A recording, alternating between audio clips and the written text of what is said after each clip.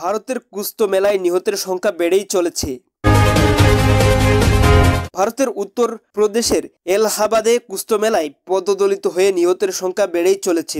বুধবার ভারতীয় পুলিশের 3টি সূত্র ব্রিটিশ সংবাদ মাধ্যম সংস্থা রয়টার্সকে এ তথ্য জানিয়েছে। সূত্র জানায়, মঙ্গলবার পবিত্র নদীতে গোসল করতে গিয়ে এ ঘটনা ঘটে।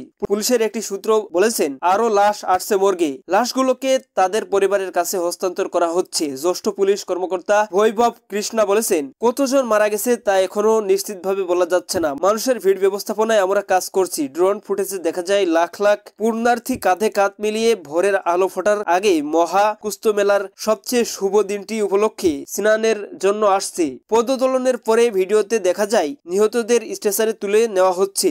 অনেকে মাটিতে বসে কাঁদছেন, আর অন্যরা তীব্র ভিড় থেকে পালানোর চেষ্টা করার সময় ফেলে যাওয়া জিনিসপত্রের উপর দিয়ে হেঁটে যাচ্ছেন। রয়টার্সকে এক প্রত্যক্ষদর্শী বলেছেন, তিনি অনেকগুলো লাশ দেখতে পেয়েছেন এবং বেশ কয়েকটি অ্যাম্বুলেন্স নদীর তীরে দ্রুত ছুটে যাচ্ছিল। ওই প্রত্যক্ষদর্শী আরো বলেন, আমি দেখেছি অনেক শিশু ও নারী হারিয়ে যাচ্ছিল এবং সাহায্যের জন্য চিৎকার করছিল।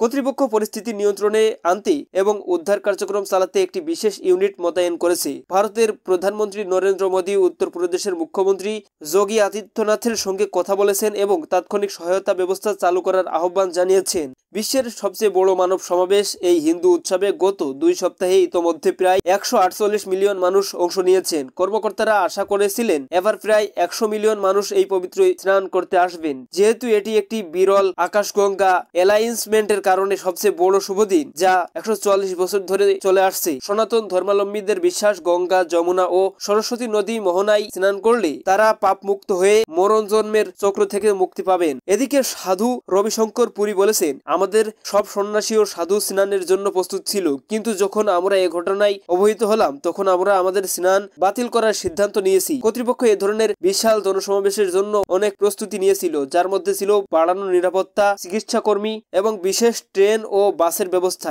এছাড়া জনসমাগম পরিচালনার জন্য কৃত্রিম বুদ্ধিমত্তা এআই সফটওয়্যার ব্যবহার হয়েছিল।